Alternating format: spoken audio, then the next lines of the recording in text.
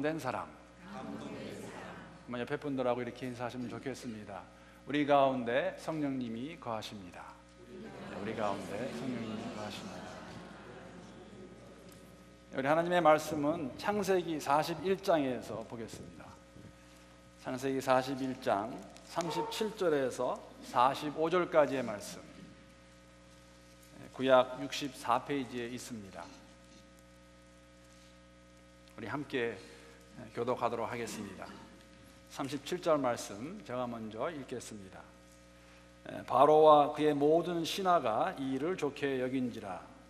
바로가 그의 신하들에게 이르되 이와 같이 하나님의 영에 감동된 사람을 우리가 어찌 찾을 수 있으려 하고, 요셉에게 이르되 하나님이 이 모든 것을 내게 보이셨으니 너와 같이 명철하고 지혜 있는 자가 없도다.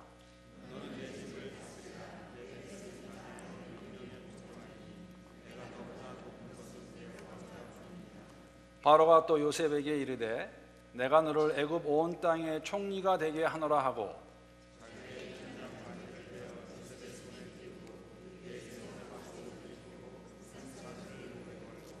자기에게 있는 버금수레에 그를 태우매 무리가 그의 앞에서 소리 지르기를 엎드리라 하더라. 바로가 그에게 애굽 전국을 총리로 다스리게 하였더라.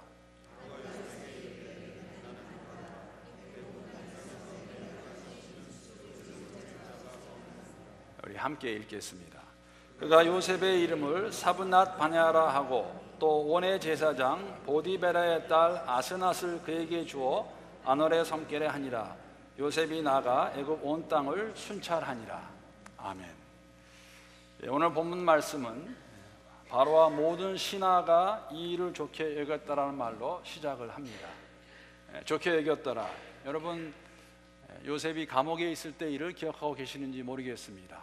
그때 분명히 좋은 일로 생각하고 그 다른 한 사람이 그에게 요셉에게 꿈 해석을 물어봤는데 그 좋은 일로 여겼던 것이 참 안 좋게 끝난 것, 여러분 기억하고 계시리라 생각합니다. 감옥에 있을 때 요셉이 만났던 술 맡은 관원장과 빵 굽는 관원장의 이야기입니다. 술 맡은 관원장의 이야기를 해석을 들은 빵 굽는 관원장이 참 좋다라고 요셉에게 부탁을 했는데, 빵 굽는 관원장의 꿈의 해석은 사실 그의 마지막이라는 것을 그가 들었습니다. 좋게 보였는데 좋지 않게 끝난 사건, 여러분들이 기억하고 계시리라 생각합니다. 오늘 본문도 좋게 여겼다고 이렇게 시작을 합니다. 좋게 여겼지만은 당사자에게 정말 좋았던 것이었는지, 바로와 그의 신하들에게 좋은 일이었는지, 왜 이 일을 좋았다고 그렇게 말하고 있을까? 좀 더 자세하게 말씀을 드리면은 이 일은 과연 무엇일까? 그 일이 왜 좋게 여겨졌을까? 그리고 이 일이 결과도 좋았을까 하는 것을 먼저 생각해 보기 원합니다. 사실 이 일은 여러분 요셉이 바로에게 제안한 방법입니다. 이렇게 하면 좋을 것이라는 방법이었습니다. 이게 무엇인가를 바로 알기 위해서는 우리가 오늘 읽지 않은 창세기 41장의 전반 부분을 좀 알아야 됩니다. 그 내용은 제가 간단하게 설명을 드리도록 하겠습니다.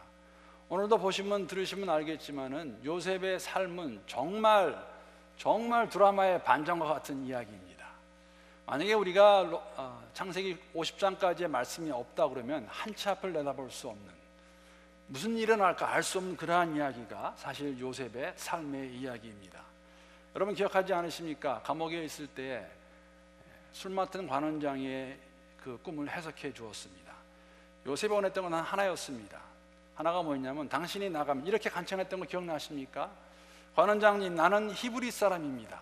내가 정말 강제로 이곳에 끌려왔고, 내가 감옥에 있는 것도 내가 잘못해서 죄를 지어서가 아니라 정말 억울하게 이렇게 들어와 있습니다. 당신께서 잘 되면, 제가 해석한 대로 당신이 여기서 나가게 되면 더 바라는 것도 아닙니다. 나 기억하고 이 감옥에서 나오게 해 주십시오. 만약에 나갔더라면 어떻게 되었을까? 어떻게 생각하십니까? 여러분, 다행스럽게도 요셉은 감옥에 남아 있었습니다. 왜 다행스러운 일이었을까? 그런 감옥을 나간 술 맡은 관원장은 정말 요셉을 까마득하게 잊어버리고 2년이라는 세월이 유수와 같이 흘러갑니다. 2년이 지났을 때 바로가 꿈을 꾸게 되는데 그 꿈을 해석할 사람이 애굽에서는 한 명도 없습니다. 점술가, 현인들, 소위 나라에서 똑똑한 사람이 다 모였지만은 그 꿈을 해석할 수가 없을 그때에 이 술 맡은 관원장이 생각나는 것이죠. 아, 맞아. 그때 그 감옥에 요셉이라는 히브리 사람, 술 맡은 관원장이 왜 요셉이 생각이 났을까? 왜 바로에게 요셉을 청구했을까? 어떻게 생각하십니까? 아마 크게 두 가지 이유였을 것입니다. 여러분, 바로의 술 맡은 관원장과 빵 굽는 관원장이 감옥에 들어간 이유는 바로에게 잘못을 저질렀습니다. 그 잘못이 무엇인지 확실히 알 수는 없지만은 이 술 맡은 관원장은 이미 경험해 보았습니다. 만약에 이번에도 이 모든 점술가들과 이 현인들이 바로의 꿈을 해석하지 못하면 그 불똥이 혹시 자기에게 떨어지지 않을까. 그래서 아마 청구했는지도 모릅니다. 또 다른 이유는 아마도 이럴 때 아무도 못하는 이 꿈을 자신이 청구한 요셉이 만약에 해석을 한다면 그것이 이 술 맡은 관원장에게는 어떻게 됩니까? 공이 되는 것이죠. 확실히 알 수는 없지만 분명한 것은 이 술 맡은 관원장이 요셉을 바로에게 청구했다는 것입니다. 근데 만약에 2년 전에 요셉이 그 술 맡은 관원장에 의해서 감옥에서 나갔더라면 어떻게 되었을까? 다행스럽게도 요셉은 그 감옥 안에 아직 있었습니다. 그래서 꿈을 해석해주고 그 해법을 말해주었는데 그것이 바로 이 일입니다. 해법을 알기 위해서는 그 꿈이 어떤 꿈이었나, 그렇죠?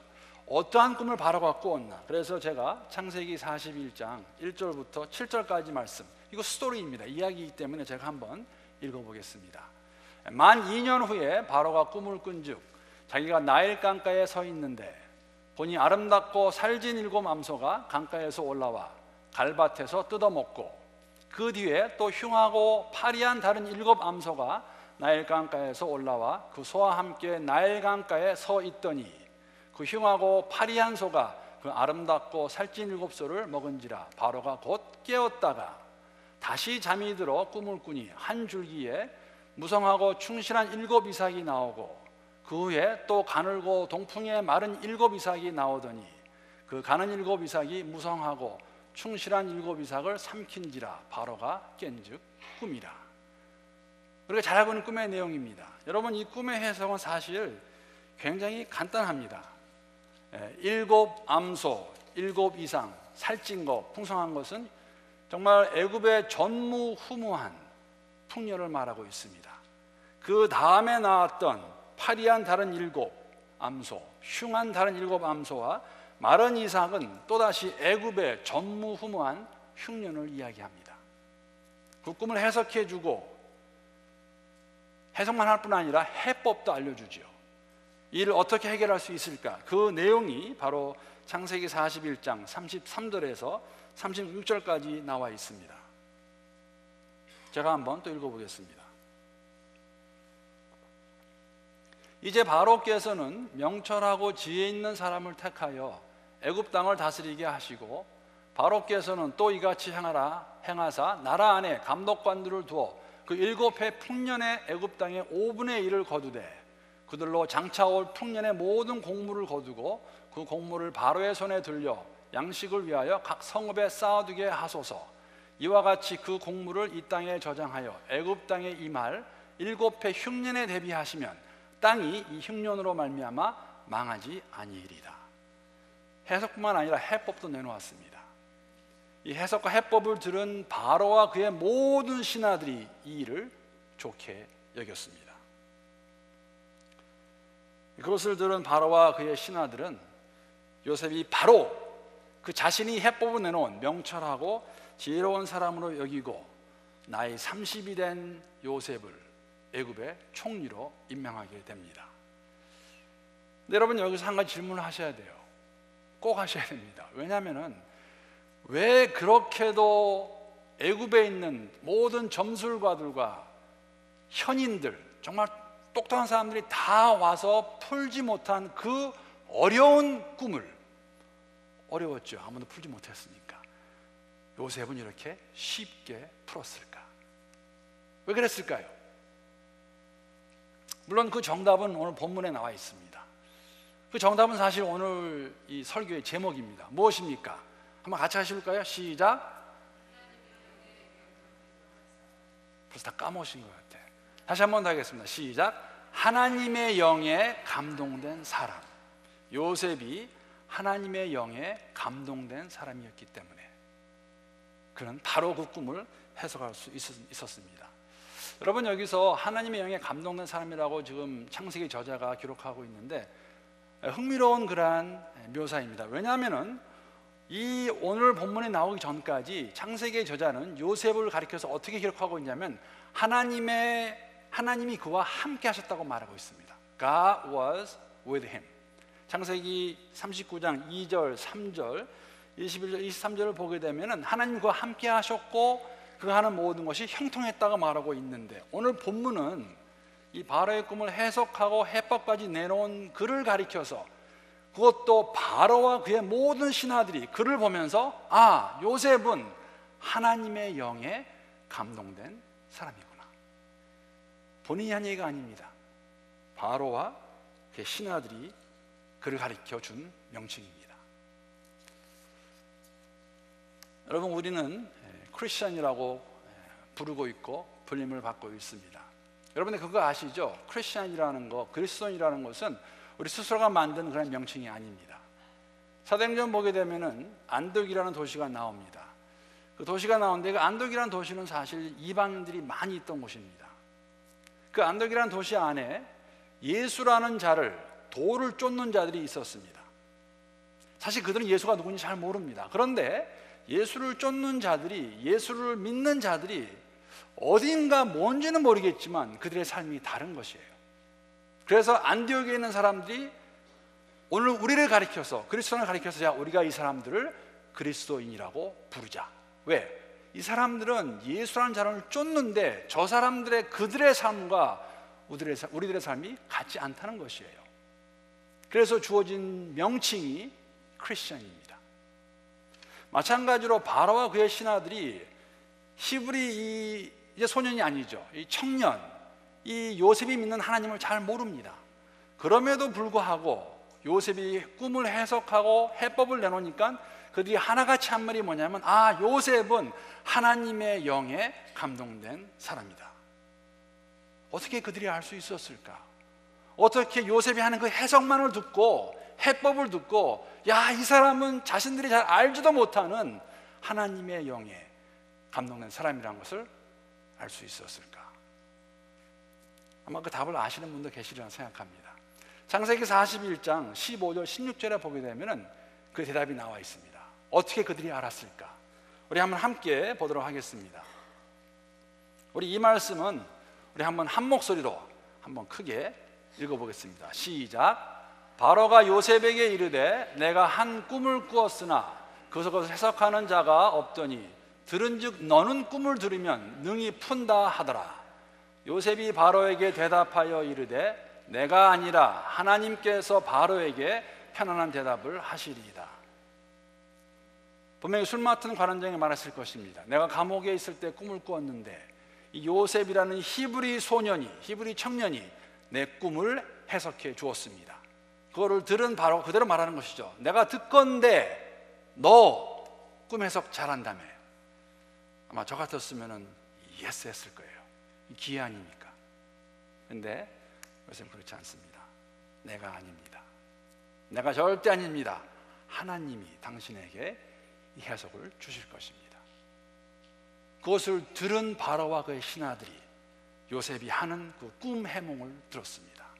그 얘기를 듣고 그들이 한결같이 한 말이 뭐냐면은 너는 과연 하나님의 영에 감동된 사람이구나. 요셉은 하나님이 누구이신지, 어떤 분이신지 분명하게 알고 있었습니다. 여러분과 저는 이 하나님을 분명히 알고 있는지 모르겠습니다.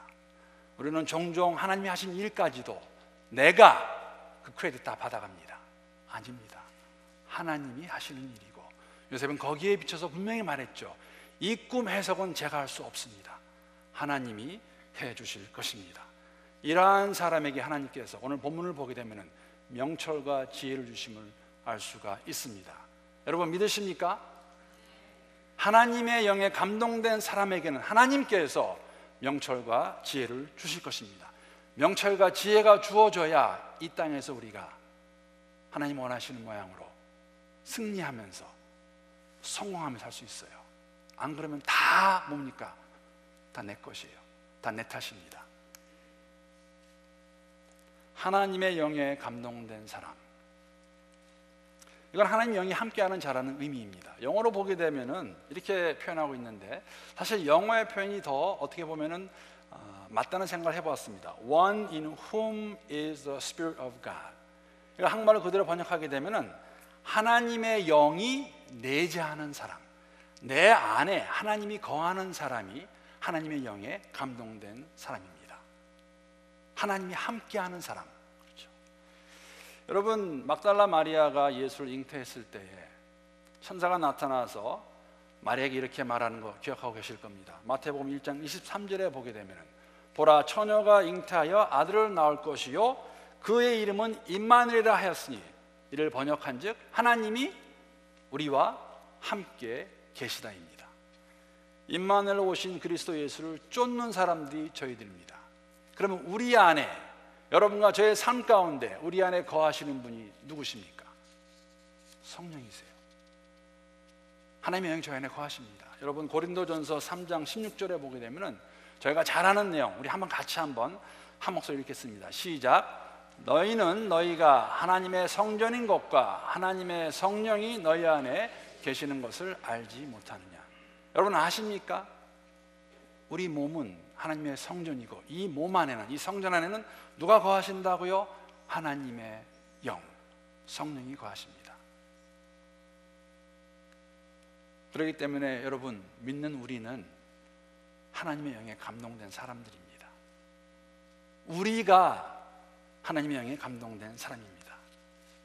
하나님의 영에 감동된 사람의 특징, 말씀드린 것 같이 오늘 본문의 39절에 보게 되면은 요셉에게 이르되 하나님이 이 모든 것을 내게 보이셨으니, 요셉 네가 말한 대로 그 하나님이, 내가 믿는 그 하나님이 이것을 다 보이셨으니 너와 같이 어떤 사람이요? 명철하고 지혜 있는 자가 없도다.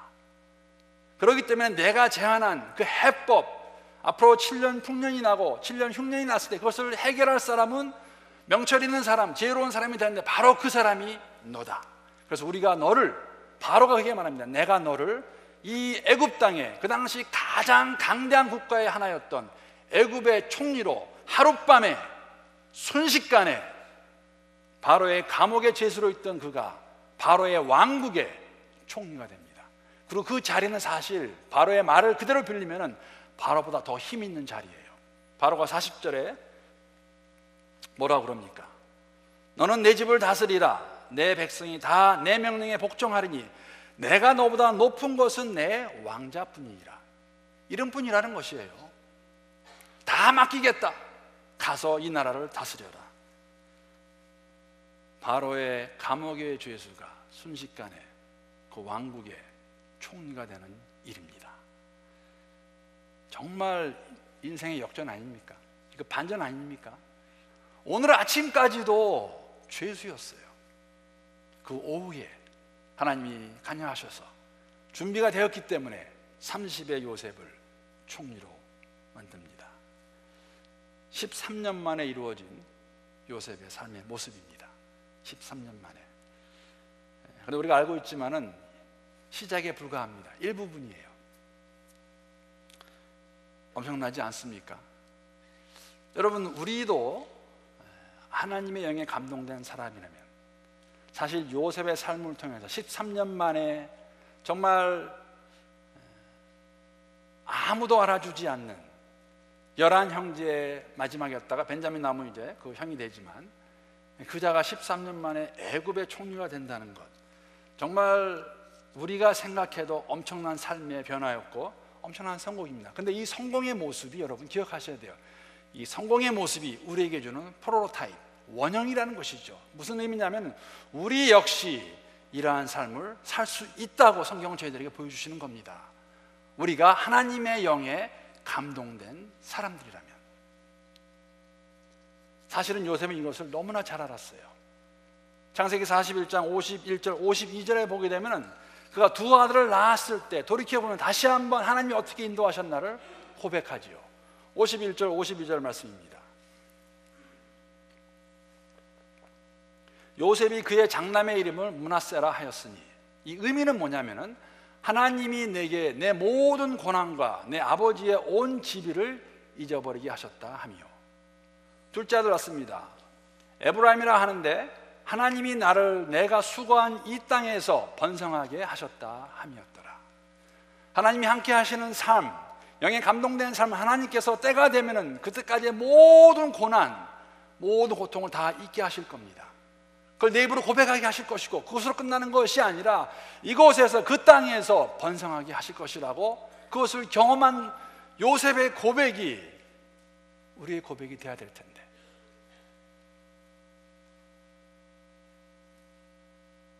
이런 복을 누리는 하나님의 백성 될 수 있기를 주님의 이름으로 축복합니다. 이런 복을 누릴 수 있습니다. 다만 문제는 하나님의 시간이에요. 여러분, 이 삶을 보면서 우리는 어떻게 적용할 수 있을까? 우리는 2013년을 살고 있는 사람들입니다. 우리는 노예로 팔려가지도 않았어요. 우리는 감옥에 간 적도 없습니다. 그러면 이 내용과 이 진리와 내 삶은 무슨 상관이 있을까? 꼭 기억하셔야 됩니다. 여러분, 요셉의 해석과 해법을 들은 바로와 그의 신하들이 고백했던 하나님의 영에 감동된 사람이라는 것, 그리스도 예수를 믿는 저희들도 하나님의 영에 감동된 사람들입니다. 공통점입니다. 우리 안에 성령께서 내재하고 계십니다. 하나님께서 요셉을 총리로 만드신 이유가 있었습니다. 제가 시작에 불과하다고 말씀을 드렸고, 그 삶의 모습을 보면서 명철하고 지혜가 있다고 말씀을 드렸습니다. 그 모습이 나올 것입니다. 자세한 내용은 제가 다음 주에 함께 나누도록 하겠습니다. 그러나 여러분, 우리가 우리의 삶을 볼 때에 요셉의 삶을 보고 우리가 깨닫듯이 그런 각도로 보게 되면 지금까지 우리를 인도하신, 오늘까지 인도하신 이 하나님께 우리의 삶 그 자체를 인해서 여러분 감사할 수 있으셔야 돼요. 지금까지의 삶을 살아오시면서 정말 항상 순조롭고 잘되고 즐거움이 넘치는 삶을 살아오셨습니까? 만약에 그런 분이 계신다면 정말 감사하시기 바랍니다. 그러나 제가 알고 있는 것은 대부분의 우리는 그러한 삶을 살아오지 않았습니다. 특히 이민자로 살아가는 저희들에게는 정말 한국인을 이해하지 못할 그런 어려움을 저희가 처음에 다 겪었던 사람들입니다. 지난 10년, 20년, 30년, 40년 개인의 삶과 교회의 삶을 보면서 왜 우리에게 이런 일이 있었나 말할 수도 있지만은, 오늘 본문 저에게 주시는 말씀은 뭐냐면 이러한 모든 것을 다 합력해서 선을 이루신 하나님을 믿으라고 저희들에게 말씀해 주고 있는 것이죠. 당시에는 힘들고 어렵고 왜 이렇게 돼야 될까 질문했지만은 지금 돌이켜보게 되면 그것이 있었기 때문에 오늘 우리가 있고 교회가 있다는 것입니다. 제가 이런 이야기 읽은 적이 있습니다. 그 폼페이의 최후의 날에 나오는 그 이야기인데, 거기에 보면 그 눈먼 꽃파리 소녀, 읽어보신 분은 기억나실까요? 니디아라는 소녀가 있습니다. 니디아는 장님입니다. 앞을 볼 수가 없어요. 앞을 볼 수 없었지만은 볼 수 없다는 그 이유 때문에 집안에 틀어박혀 있거나 앉아있지 않았습니다. 살기 위해, 생계를 꾸리기 위해 정말 부지런히 다녔습니다. 최선을 다해 다니면서 꽃을 팔았습니다. 근데 알다시피 마침내 수도 베스비우스가 화산 폭발에 그 도시가 이제 망하게 되죠. 무시무시한 날입니다. 그 불행한 도시는 시커멓고 두꺼운 연기와 떨어지는 재 때문에 마치 지옥의 밑바닥처럼 깜깜해졌고 아무도 앞을 볼 수가 없었습니다. 다 우왕좌왕하고 많은 사람들이 어려움을 당하고 죽기까지도 하는데, 그러나 니디아는 길을 잃지 않습니다. 왜 그렇습니까? 앞을 보지 못한다고 앉아있지 않고 그는 돌아다니면서 자기의 시각과 촉각으로, 자기의 촉각과 청각으로 어디를 가야 되는지 알고 있었기 때문에 모든 사람들이 핸디캡으로 봤던 그 장님이라는 그 실체가, 그것이 그 그를 구하게 된다는 것이죠. 우리가 이 땅 살아오면서 여러분 요셉의 삶을 생각해 보세요. 17살의 나이에 노예로 팔려간다는 것, 누가 원하겠습니까? 열심히 일했는데 정말 보디발의 아내의 그 누명으로 인해서, 그 간교한 계략으로 인해서 성추행범이라는 죄명을 받고 무고하게 감옥에 들어갔을 때 그러한 삶을 원하는 사람이 누가 있습니까? 꿈을 해석해주고 그냥 빼주기만 하면 되는데 그것까지 잊어버린 그러한 삶을 살았던 그의 삶을 보면서 우리가 그 삶을 좋은 삶이라고 말할 수 있을는지 모르겠습니다. 어떠한 마음이 그에게 들었을까? 그러나 그러한 삶을 통해서 요셉을 준비시키시고 30에 애굽의 총리가 되게 하시는 13년의 삶이, 그날 아침까지도 요셉은 참 힘들었을지 모르겠습니다. 그러나 그 모든 걸 사용하셔서 당신의 목적을 이루시기 위해서 그를 총리로 만드신 하나님의 섭리를 우리가 볼 수 있지 않습니까? 사랑하는 성도 여러분, 우리 하나님은 당신이 이루고자 하시는 그 목적을 이루시기 위해 지금까지 우리가 살아온 삶의 모든 것을 다 사용하실 것입니다. 사용하시고 계십니다. 그리고 그런 삶이 있었기에 오늘 여러분과 제가 오늘의 모습을 가질 수 있고 우리 교회가 오늘의 모습을 가질 수 있다는 것입니다. 왜? 하나님은 다 이런 것들을 주장하시고 주관하시는 분이기 때문에. 그런 삶이 없었더라면 여러분과 저는 지금 이 자리에 쓰임받고 있지 않을 것입니다. 여러분, 제가 이 말씀 준비하면서 다시 한번 제가 생각해 보았습니다. 정말 하나님 그렇게 사용하시는가? 언젠가 한번 제가 새벽기도 때 그런 말씀 잠깐 드린 것 같아요. 하나님께서 왜 저와 저희 가족을 이곳으로 인도하셨을까? 무엇을 이루시려고? What does He want? What does God want? 내년이 교회 50주년입니다. 그리고 제가 부임한 지 3년 되는 해가 됩니다. 지금까지 우리 교회를 인도하시고 보호하신 하나님, 저 같은 사람을 왜 이곳에 부르셔서 무엇을 이루시기 위해서 이곳에 부르셨을까? 참 맞지 않는 생각 제가 종종 합니다. 저는 여러분이 알고 있다시피 1.5세입니다. 낀 세대예요.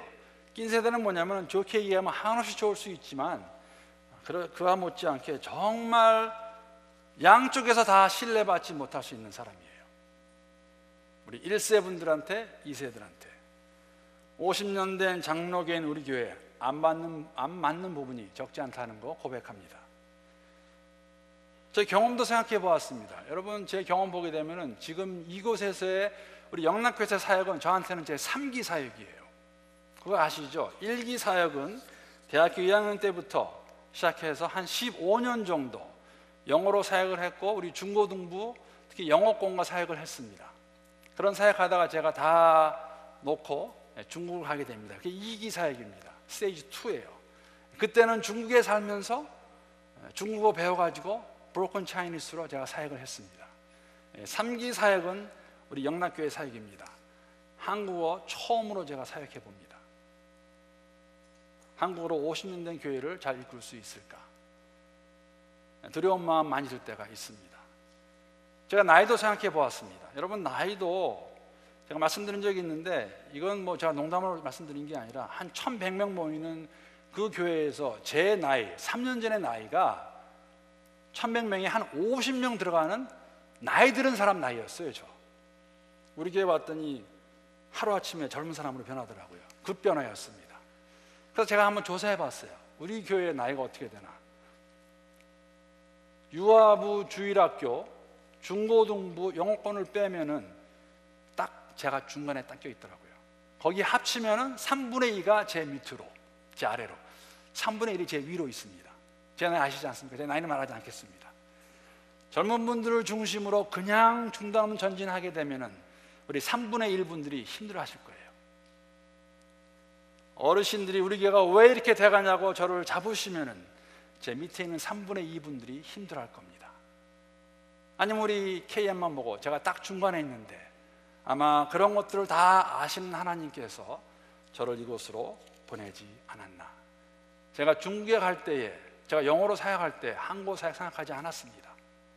근데 인도하셨다는 확신이 제게 있습니다. 그러면은 확신이 있다면은 하나님께서 이 사람의 삶을 통해서 이루고자 하신 일이 있지 않을까. 13년간의 삶은 정말 힘든 삶이었습니다. 그러나 그 삶이 있었기에 그가 총리가 되어서 110살이 될 때까지 그는 애굽에서 정말 정치 잘하고 식구 다 데려다가 그곳에 정착하게 하고 그 다음에 400년 정도 있다가 출애굽할 것입니다. 삶을 사용하시는 것이죠. 여러분과 저의 삶도 똑같습니다. 하나님의 영에 감동된 사람들의 삶은 우리 삶이라는 모든 것을 다 사용하셔서 여러분 하나님의 목적을 이루어 가신다는 확신이 있으셔야 돼요. 안 그러면 정말 그냥 그렇게 살다가 시간 되면 가실 거예요. 그런 삶 살기 원하십니까? 성경은 아니라고 계속해서 말씀해 주고 있습니다. 우리는 하나님의 영에 감동된 사람들입니다. 우리 인생의 모든 것을 사용하셔서 당신의 선하시고 기뻐하시는 온전하신 목적을 이루시는 하나님이십니다. 여러분 믿으십니까? 하나님의 선하시고 기뻐하시고 온전하신 그 뜻, 목적, 우리는 또 알고 있지 않습니까? 하나님을 사랑하는 사람들, 곧 그분의 뜻대로 부르심을 받은 사람들, 이 사람들은 또 하나님의 영에 감동을 받은 사람들이고 성령이 그 안에 내재하는 사람들이다. 그러한 사람들의 모든 삶 가운데서 모든 일이 합력하여 선을 이룬다는 것을 저희들에게 말씀해 주고 있습니다. 하나님의 계획 가운데서는 실수가 없어요. 필요했기에 그것을 주셨고, 문제는 그것을 고트로 한 다음에도 보지 못한다면 우리에게 문제가 있겠죠. 30세 총리가 되어 애굽을 다스리게 되는 요셉에게 그때까지 그가 경험한 모든 것들이 도움이 되었음을 의심할 여지가 없습니다. 우리의 삶도 사용하시는 하나님의 손길을 더욱 의지하는 가운데 우리 모두의 삶이 하나님의 영에 감동된 사람들의 모습으로 살아가면서 우리 개인과 공동체를 통하여 더욱더 하나님께 영광 올려드릴 수 있는 우리 모두가 될 수 있기를 주님의 이름으로 축복합니다. 기도하시겠습니다. 하나님 감사합니다. 창조주 하나님께 나올 수 있다는 것, 그 하나님이 살아서 오늘도 역사하신다는 것, 믿을 수 있는 것, 얼마나 큰 축복이며 기쁨의 조건인지 모르겠습니다. 이 땅을 살아가면서 하나님의 영에 감동된 사람들 같이, 성령이 우리 가운데 거하시는 사람들 같이 하나님 우리의 삶 전체를 통하여, 우리 교회의 삶 전체를 통하여 주의 목적을 이루어가는 우리가 되게 하시고 정말 복을 누리며 살아갈 수 있는 우리 모두가 될 수 있도록 하나님 은혜를 더하여 주시옵소서.